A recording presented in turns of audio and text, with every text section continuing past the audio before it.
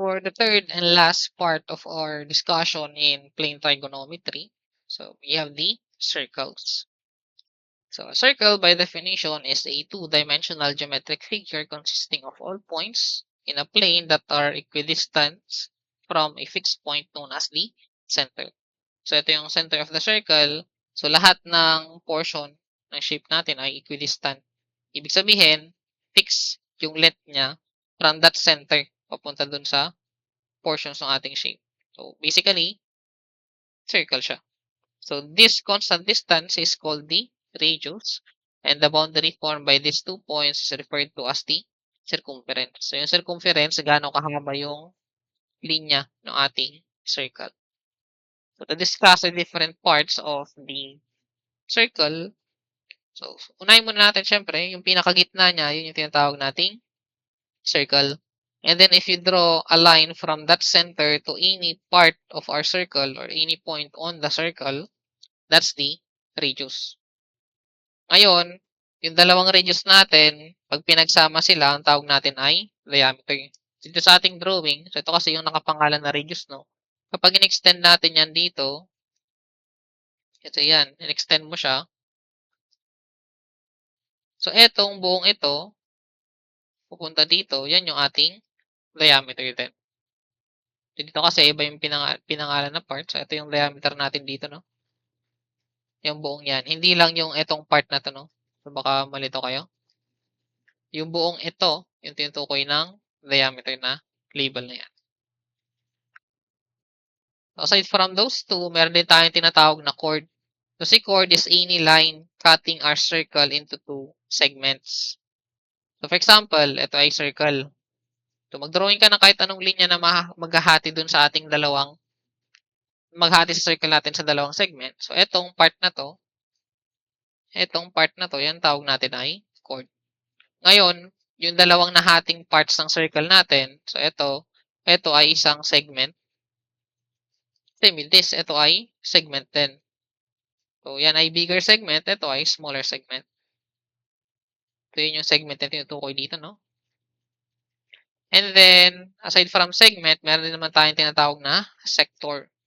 So, si sector, para lang mas mabilis explain, no? Kumbaga, pag naghati kayo or nag-slice kayo ng pizza, kapag kumuha kayo ng slice ng pizza, yung area nun, tinatawag nating sector.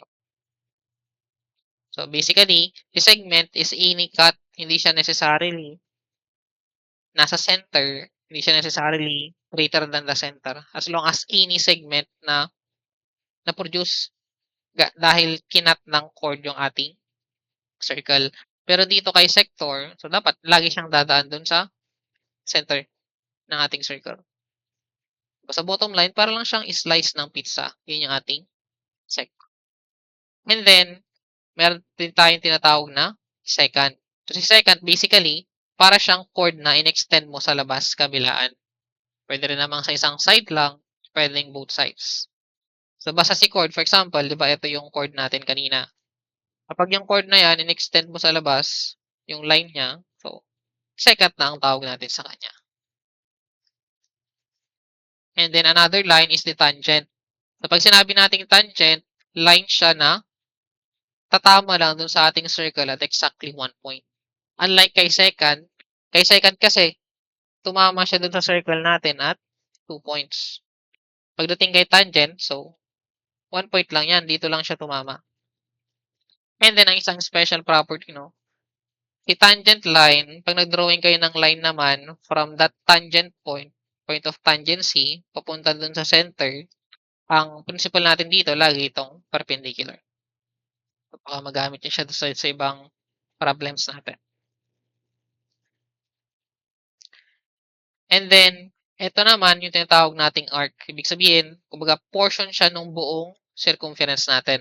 So, yung circumference kasi, for example, yung bilog na yan, kapag in-straight line nyo, gano'ng kahaba yung straight line na yun, yun yung tinutukoy natin as circumference. Ngayon, kapag kumuha lang kayo ng portion ng circumference na yun, ang tawag natin sa kanya ay arc. So, gano'ng kahaba? For example, dito sa sector. So, ito yung arc natin. So, yun yung iba't ibang parts ng ating circles. And then ito naman yung mga formulas natin para sa kanya. So una, we have a area. So ang area ng isang circle, that's pi times radius squared. Kapag in terms of diameter naman, that's pi over 4 diameter squared. So dito, dun sa ibang shapes kasi natin, di ba, ang tawag natin sa kanya ay perimeter. Si perimeter, sum siya ng lengths of sides. Pero dito kasi, since yung ating circle, para siyang isang dire-diretsyong curve na side lang. Technically, hindi mo siya pwedeng tawaging side kasi hindi siya straight line. Pero ganun, basically, yung perimeter dun sa ibang shapes natin, ang katumbas na dito kay circle is yung circumference. So that's 2 pi r, or in terms of diameter, that's pi d. So equal lang ito, no? Kasi yung ating diameter equal siya kay twice ni r. So yung 2r dito, pinalitan mo lang ng diameter. And then yung s naman, ito yung length ng arc natin. This is the arc length.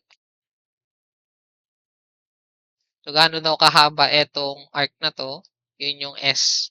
So, ang formula natin, that's radius times theta. So, yung theta, basically, ito siya.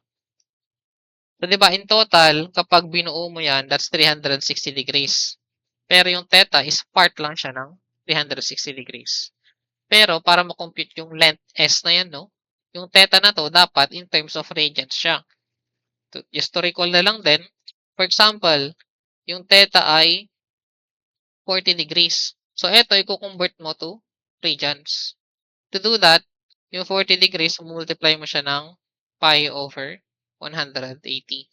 So, yung equivalent nito kay radians, that's 40 times pi over 180.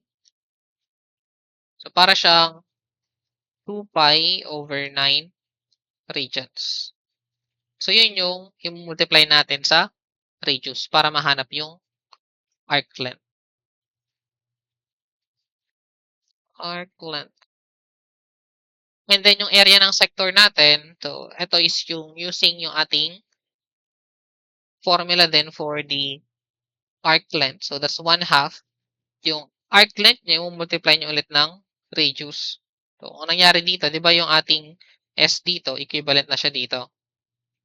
So para siyang 1/2 R. Tapos i-multiply niyo ulit ng R theta radians. So kaya meron tayong 1/2 R times R is R squared times theta radians. Kapag ginamit niyo is yung theta. Pero pwede rin kasi siya, 'di ba ang area ng buong circle, ito siya. Pwede rin kapag naka-diameter, ito pi over 4. Ngayon, sabi natin yung buong ito, 'di ba 360 degrees yung angle na yan. So yung theta, part lang siya ng 360. So pwede nyo i-represent ngayon, yung ating area ng sector, pwede rin naman siyang yung area ng buong circle times fraction lang siya ng theta over 360 degrees. So, pwede rin siyang ganyan, no? If ang given naman is naka-degrees. Pero kung naka-radians kayo, so ito yung gagamiting formula. So, 1/2 r squared theta rad.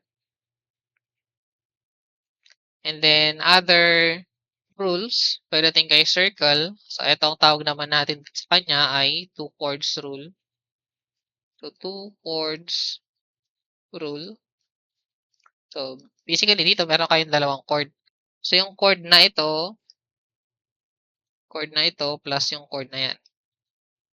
So, basically, yung A is yung distance mula dito sa point na to papunta dun sa intersection nila.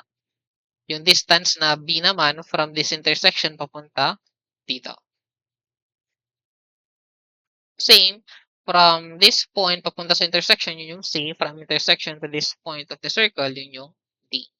Kapag pinag-multiply nyo daw yung, kung nangyari kasi dito, di ba? Etong buong chord na to, hinati mo siya sa dalawa. So, A plus B. So, yun yung length ng chord 1. Si C plus D naman, yun yung length ng chord 2. So, pag pinag-multiply mo yung dalawang parts ng isang chord, constant lang siya.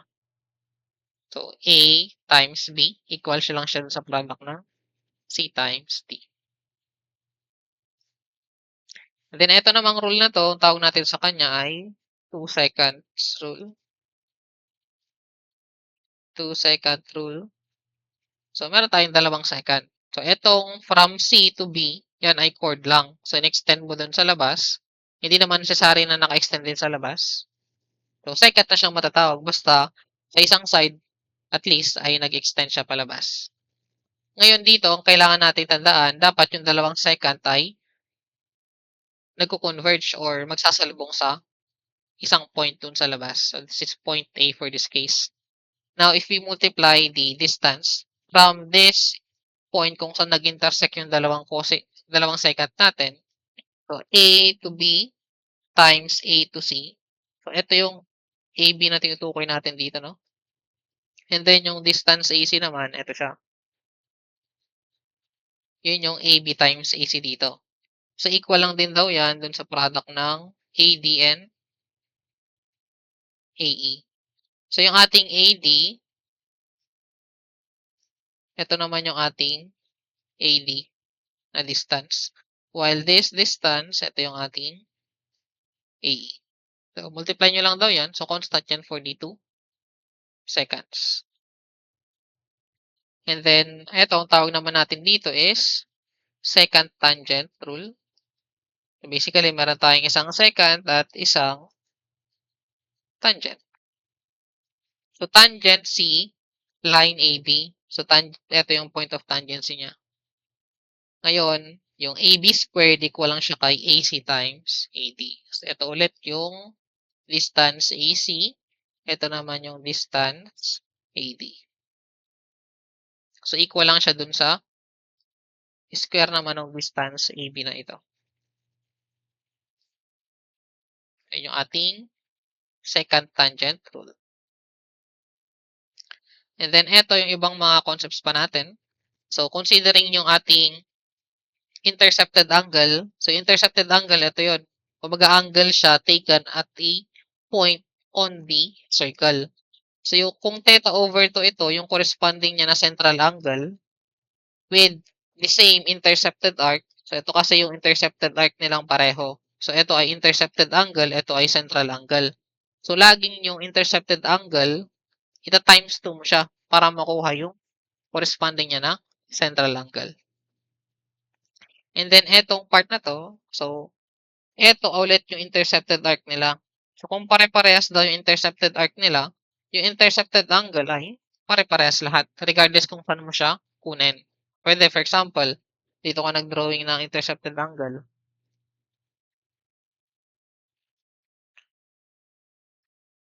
Lang, dito mama. So, yan. And then, ito. So, ito ay magiging theta pa rin yan.